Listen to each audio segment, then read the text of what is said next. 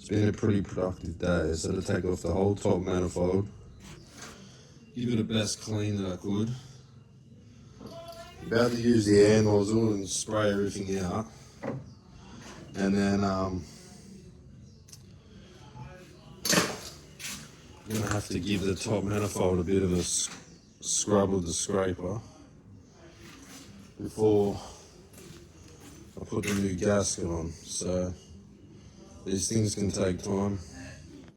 Alright, so I've just plugged all these holes up. I've got my scraper. Scrape all this off. Alright, so far we've got the new gasket in, and I've just started putting all the injectors in and mounting hoses and stuff. We've still got a couple more to mount up, but might be done in another hour. Making a bit of progress. So this is the old thermostat. She's rusting away. It's lucky I got a new one.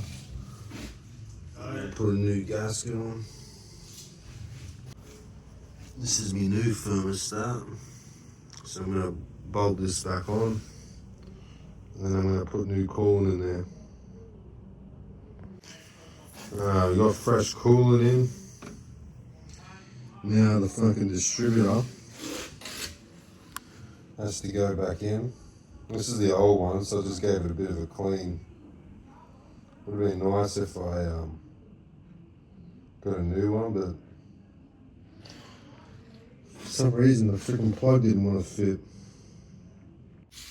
Alright, so I ended up taking this car for a spin today, and we got it running right. Turns out it was the vacuum leak that goes behind the distributor to the map sensor. So I ended up taking it out of the workshop and put it in this shed that I built about 10 years ago. I spent a lot of time welding and putting this together and putting the roof on.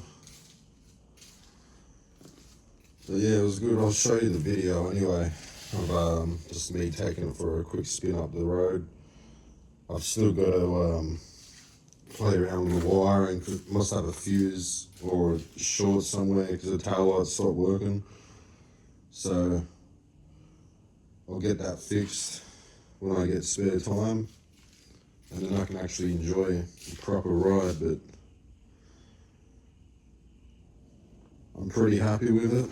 It's taken me well over a year to figure out why it kept stalling, so it was good to have a little joyride.